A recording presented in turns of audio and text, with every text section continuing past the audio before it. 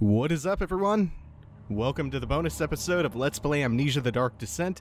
Today we are going to be going through the free expansion Justine, and we're also going to be seeing the other two endings for The Dark Descent, as well as the contents of the secret file. Before we get into the action, I do want to mention real quick that this is a post-commentary recording. With that said, let's get into it.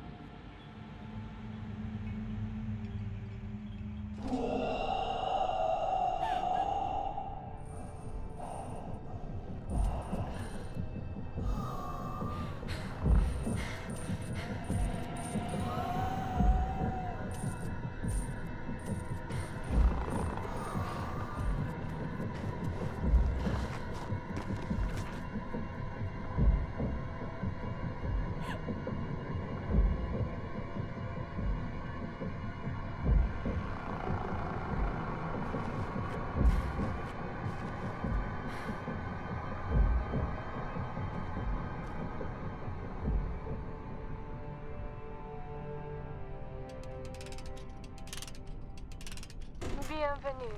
You are now listening to the sound of my disembodied voice. It will serve you no purpose to look for me, for this is a voice from the past. I bid you welcome to my cabinet of perturbation. It is my study of the human psyche, specifically yours. A set of recordings have been prepared to chaperone you through the chambers ahead. There are a few parts to this study, and it is up to you, not only to pass, but to figure out what elements are important. Please go on.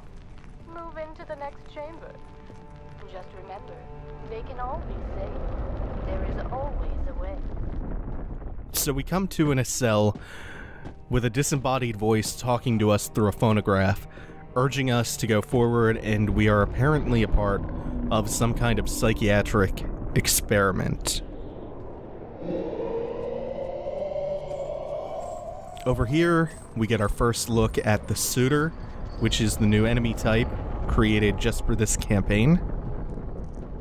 Even though it is pretty short, it's cool to see that they went out of their way to make a whole new enemy type. This broken ladder, I'm not actually going to need, but it's one of the ways you can progress forward. There are actually two ways to get beyond this next room, this block of prison cells in here. So Justine is a free expansion made by Frictional for The Dark Descent. It was released during the Potato Sack ARG for Portal 2. There were two collectible potatoes that you needed to progress the ARG forward back in 2011 when this came out. And The Dark Descent actually had a pretty big role in that ARG as a whole. There were a lot of phonograph puzzles. There's lots of stuff going on there. I remember there was one part of the puzzle that took a couple of full IRC chat rooms a couple of days to crack. It was a big headache. There were these Aperture Science login screens hidden in a bunch of indie games, and you needed to log into all of them in order to progress the ARG, and it took forever to find the one for The Dark Descent. And what wound up being the solution was you would enter the name Casbah, C-A-S-B-A-H, in the profile creation as your name. And, oh man, that ARG was so cool. Please be reasonable. You don't have to do this. So here, we come to one of the first people who we can choose to either save or kill. That is Dr. Victor Fournier. Justine, in that first phonograph, did mention that everyone can be saved. I'm gonna be killing everyone. Killing all of them makes this all a little bit easier. You'll see in just a second that killing Dr. Fournier lowered a ladder down, so I don't have to do a second one of these annoying crate stacking puzzles. I'm doing this one, though, because this leads to a completely optional item, which is a wax cylinder for a phonograph later on that is rendered inoperable unless you come up here doing this crate stacking puzzle to get the cylinder. This is the most insanely well-hidden item in the entire game. And we would have had to do another crate stacking puzzle in order to get up here and then use the broken ladder had I chose to save Victor.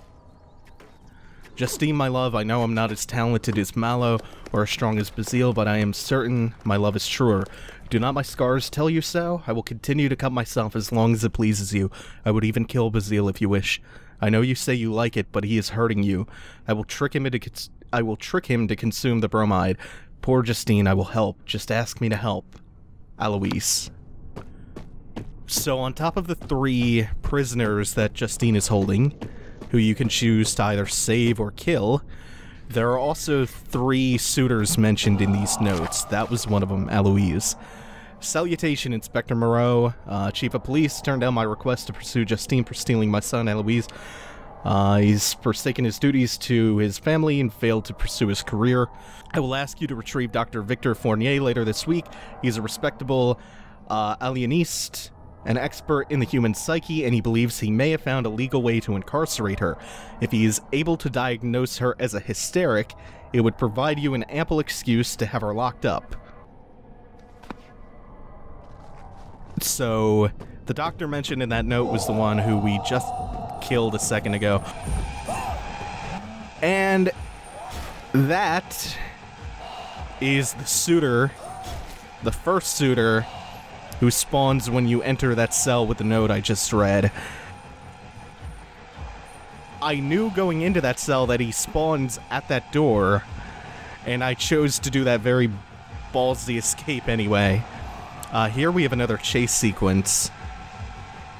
Our first one of Justine through this labyrinthine crawl space.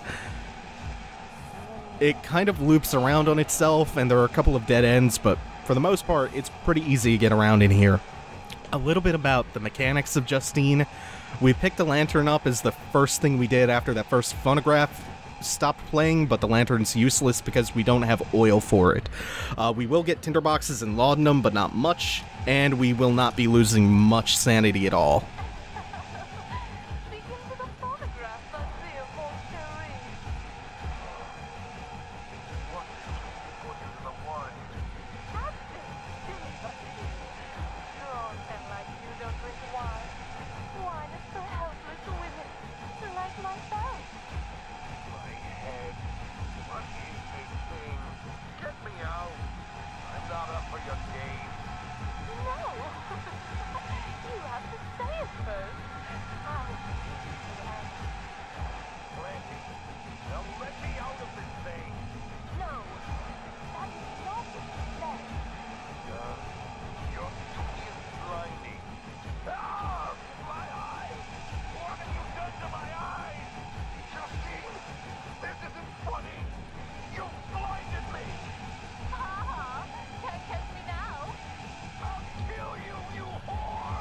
In case you couldn't hear it because the music is still playing, that was Justine's conversation with one of her suitors who she blinded.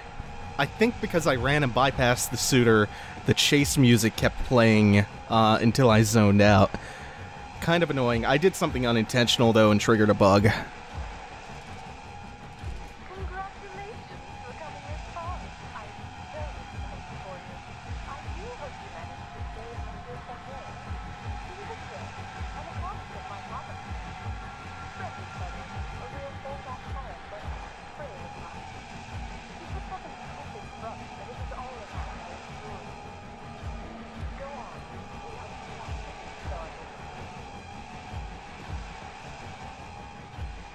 Many Parisians had gathered last night to enjoy the performance of violin virtuoso Malo de Vigny. It was to be the grand premiere of several new arrangements of songs by fellow composer Georges Bizet. But the evening took an unexpected turn. Young Malo turned up visibly intoxicated. His violin cried as the bow was jerked across the strings. The audience seemed forgiving at first, but started to boo the man off stage as he defaced the beloved song. The stress apparently got the best of the young musician as he threw his bow into the audience and finally collapsed. Mademoiselle Justine Flaubert, who is, according to rumors, romantically involved with Monsieur de Vigny, looked quite amused by the event and had 2 of her friends, Basile Gerard and Alois carry him off the stage. The evening was saved by other musicians at the conservatory who were able to perform a most delightful impromptu concerto. In Malo's absence, the audience showered their saviors with praise and calls for encore, were awarded with spectacular pieces by both Offenbach and Chopin. Remember that conversation Alexander and Daniel had? That exchange about Orpheus descending into the underworld? Offenbach wrote an opera called Orpheus in the Underworld. So I guess Frictional are really, really big fans of that myth. Because that's shown up in both The Dark Descent and Justine now.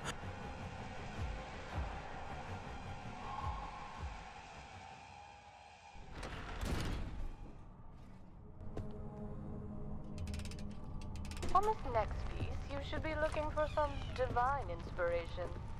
Time to delve into your spiritual side. What do you see? Is the man begging for mercy, or is he being blessed? Perhaps both. Father used to say there were no right answers. Have the light guide you.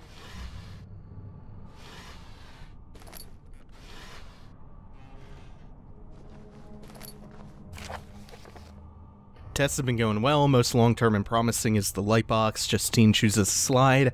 Essentially a mood for every day. It's a great way to see the larger overall development of her mind. She definitely reads things into the slides I had not foreseen. Her remarkable imagination turns the characters into just about anything, and she's able to effortlessly reduce all of her experiences into one of the 4 character slides. Using the puzzle lock has proven more difficult, as she tends to always choose 2 slides with characters facing the same way. I have asked her why this is, but she doesn't fully seem to understand what I'm asking. That's an important little clue for the puzzle coming up. We are collecting these slides to put into a light box. The trick here is that we need to choose 2 of those slides out of 4 in total, and we need to pay attention to what Justine prefers in those slides. And you come back to this room once you've figured this puzzle out, and you insert them into the box at the front of the room.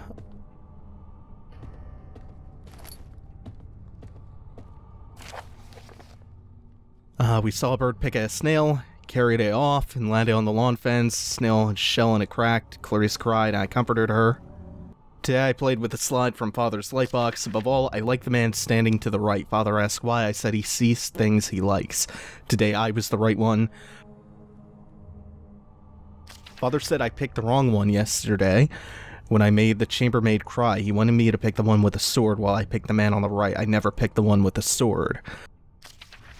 Today Father came for me in my room. I still couldn't look him in the eyes. He said I shouldn't feel ashamed. I only tried to fill the void left by Mother. He wasn't looking. I took the star stone from his collection. Today I was the one with the sword. Who are you? Who's there?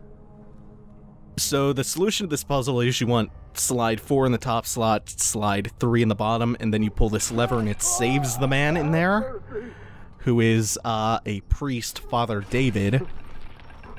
But if you pull the lever 4 times with the incorrect slides in the slots or no slides, it will just kill him.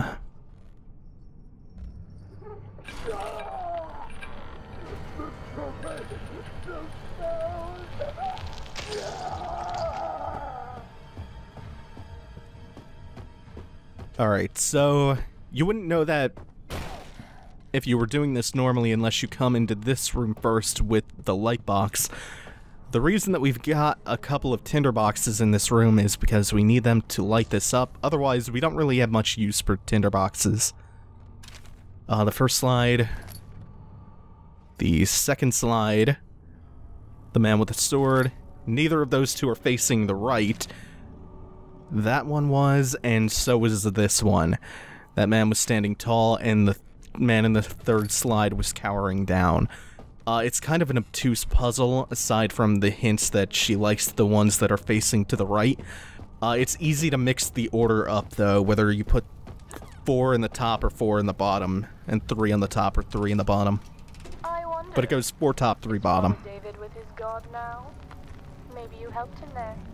Don't you worry. I'm sure he didn't have a family. He probably wasn't even all that well liked. With the current political climate, I'm surprised someone hasn't killed him already. We can't all be saved. Some don't even want to be saved. Yes, that is a comforting thought. Saves us from trying.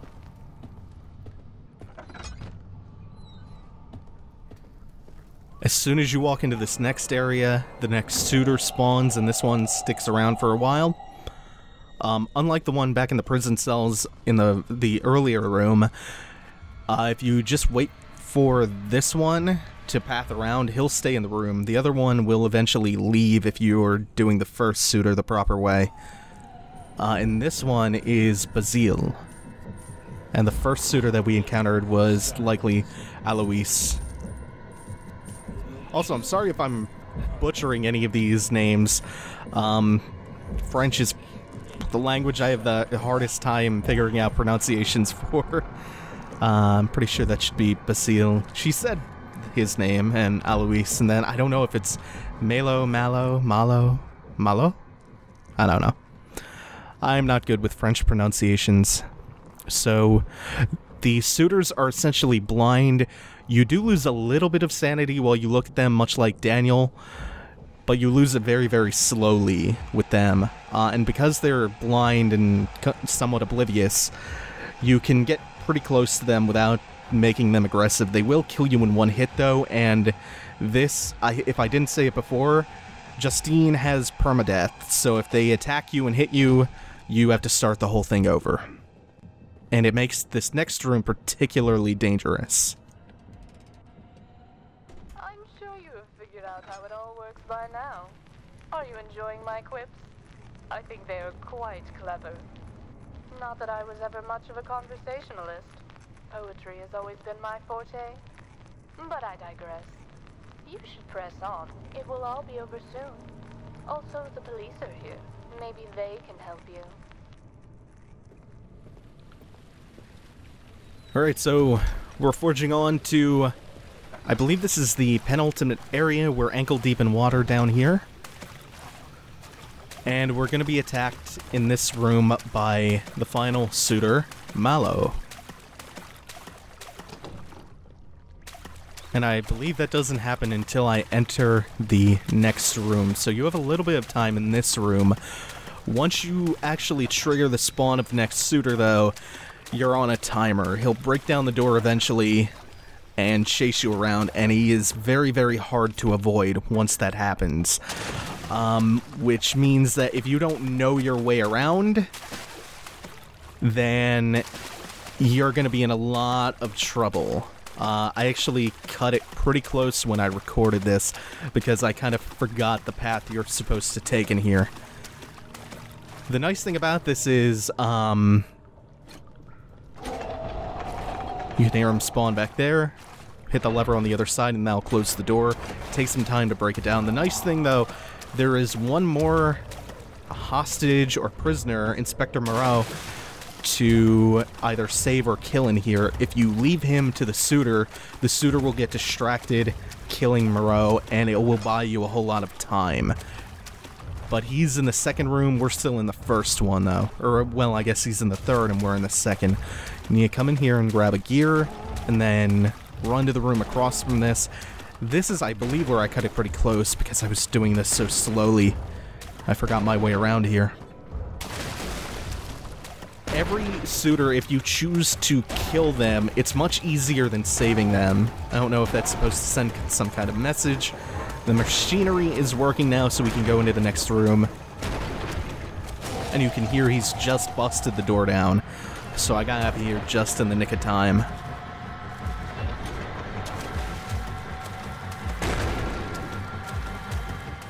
It's much easier to kill them than to let them live. Makes it much easier on you. So that was Moreau back there chained up in an open room.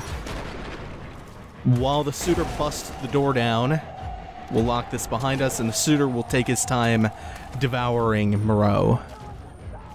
And then we have virtually no pressure on us as we go through what should be a chase sequence, but he's not going to have any time to catch up to us. And that's the final prisoner and the final suitor. And now we come into the crypt.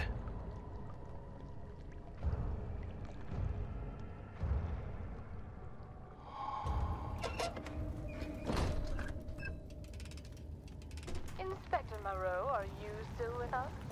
I'm looking forward to see if you managed to save him or not. I know very little about him, but surely he had a family, don't you think? Poor, fatherless children. But he falls on his own sword. His kind is not meant to come for people like me. Laws are made for criminals. The aristocracy doesn't need to know right from wrong. We are always right.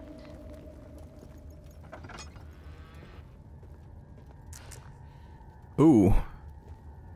I don't know if that is a bug or not. The bodies are supposed to disappear like that. This is the crypt. It was an area that was cut from the original, the base game, The Dark Descent. You were supposed to come through here as Daniel and be captured. Instead, the Shadow captures you and sends you to the prison cell at the end of the game.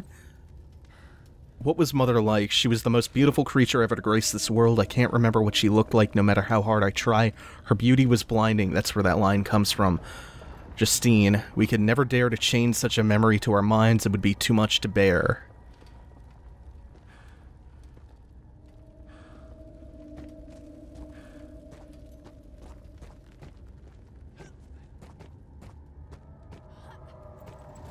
And I was just taking a look around all of the graves to see if there was anything interesting in here. By this point, I've already missed a couple of notes, which will factor into the ending, actually. Well done. You have triumphed, conquered my cabinet. I wish I could tell you how you did, but alas, this is a recording. You will have to figure it out all by yourself. Did anyone survive? The doctor? The priest? Or perhaps the policeman? Who was allowed to live? Why? You should really reflect on these past events and consider what they meant to you, what you have learned about your true nature. Father never knew me. He thought he did, but then he was frightened. And nothing was ever the same again. I can still see him, lying there on the floor. He looked so surprised. The star-shaped soapstone stained by his blood fell to the floor with a sonorous thud. Blame me not, for I was but a child. With careful ambition, I dare to smile. Rest in peace, Papa. So it seems like Justine was suffering from some kind of early onset adolescent mental illness, and at some point she killed her dad. We have all these messages scrawled in what appears to be blood on the wall. There's one scrawled in chalk. And these are some very Lovecraftian messages. Kind of a big tonal shift here. We get things like, from beyond it comes, the skinless one is waking. What will the perfect sphere bring? So she was likely in possession of an orb. And there's one that says, plummet through the ancient city. In his house at R'lyeh, dead Cthulhu waits dreaming. Wouldn't be surprised to have that one show up.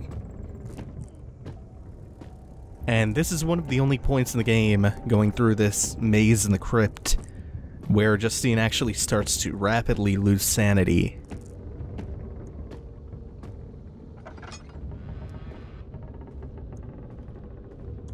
And so it comes to an end. Now that you have seen what you truly are, you are able to go on and face eternity without fear, without doubt. If you notice, the walls are closing in, and this guy up here with the phonograph lodged into his head, that would be Justine's father, Monsieur Flaubert. His corpse was dug up from the crypt, and he was hung upside down in this room. His name also shows up in Herbert's address book, so it connects him to Alexander, Daniel, and Brennenberg and all that. So we have nothing to do now, no way to prevent this from happening, our inevitable fate crushed between these walls. So might as well play with the boxes until our time comes, and then we can, as Justine said, face eternity. Having not saved anybody. We left... Well, no. We killed the doctor outright, we killed Father David outright, and we left Inspector Moreau for dead. But their sacrifices eased our journey through this campaign.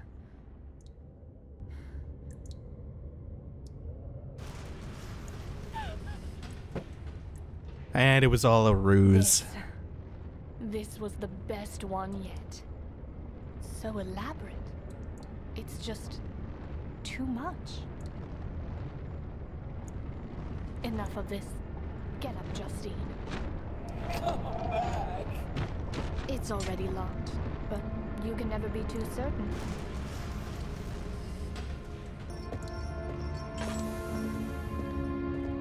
And conveniently, there's a door here for us to escape through. Now that we finished the game. I really should keep this door locked. Mademoiselle Justine, are you down there? Is everything all right? Of course, Clarice, I'm quite all right. Is everything ready for tonight?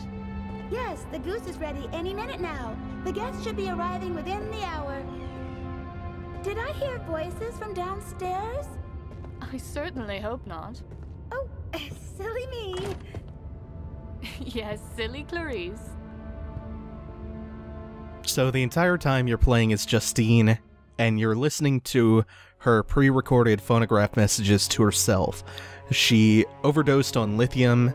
One of the loading screens actually mentions that she's quite familiar with the effects of ODing on lithium, and she did it to give herself amnesia, and she recorded those messages to guide herself through the lab under the castle.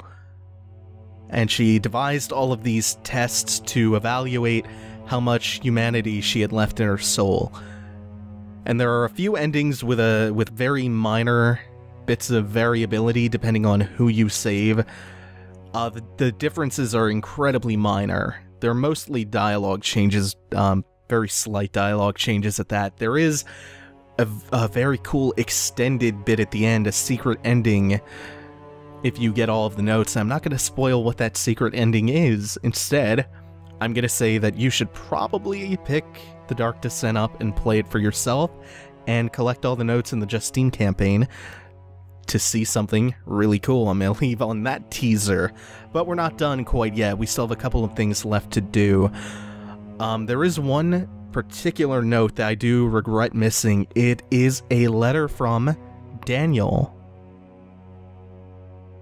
And that, again, ties everything together. And you can see there, near and dear for support and patience. GLaDOS is mentioned in the credits for this campaign. Yeah, there's a letter from Daniel which ties everything together. So now we're going to go through, and we're going to get the other two endings for The Dark Descent. The first one that we got back in the main playthrough was the good ending, in which I put Agrippa's head into the portal. This one is going to be the revenge ending. I'm talking over Alexander's dialogue because we've heard it all before. To get the revenge ending, we just have to push all of the obelisks over, channeling power into the orb. Stop it. You are ruining it. We are so close, I beg you. I'm just like you. No, you fool! You killed us. You killed us both.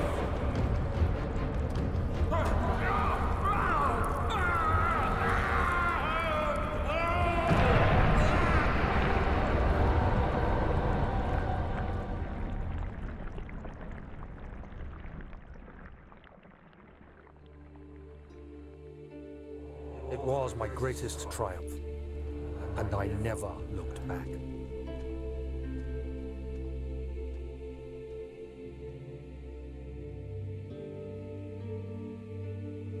You think I was afraid, fleeing Brennenburg? Huh. Quite the contrary.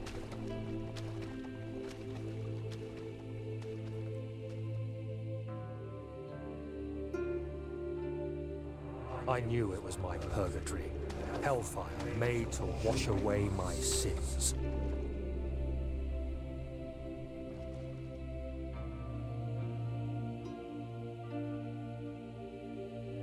There's no denying the things I've done, but I have paid my tribute.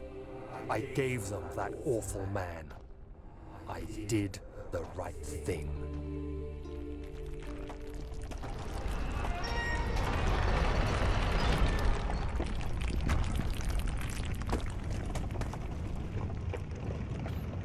That alternate ending gives us another piece of the code that we need for the secret RAR file. And there's one more ending left to get. So I reload the save file from the orb chamber, and I fast forwarded through all this because this is the bad ending that we're gonna get. And basically all you have to do is be complacent and let Alexander walk into the portal.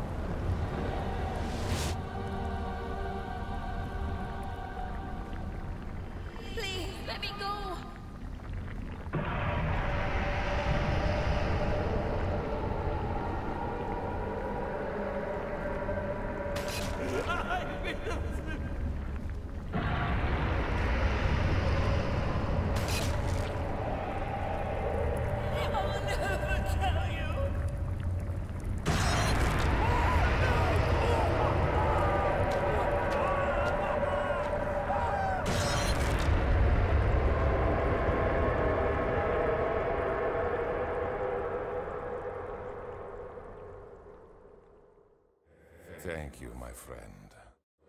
Your sacrifice won't be forgotten. You will be celebrated forever. Okay, and that is the good ending, the revenge ending, and the bad ending, and we have our final piece of the password. Now, for the final really cool thing left to do. This one is not done in-game, though. So what you do is you go into your Amnesia, the Dark Descent folder, you look for the RAR file. It used to be in the Redist folder, now it's just in the main folder. You enter your password, which is, I believe, IKE271TYR2990DN314. And now that you've entered the password, you can open up the contents of this cool file, which contains a lot of really interesting stuff. It contains concept art, which wasn't released anywhere else. You could see some early designs of the enemies. I really like that Fat Brute design. You could see a lot of design documents and planning documentation, sketches and stuff, planning stages for the level design.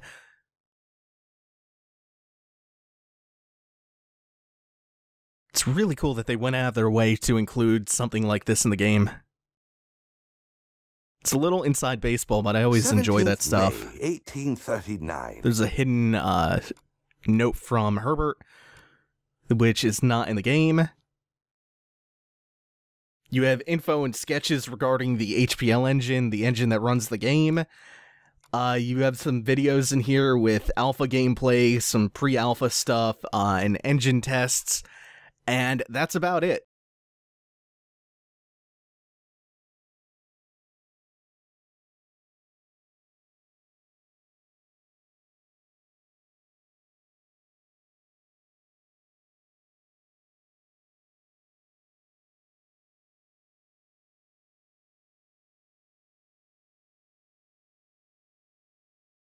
So I'm going to close things out.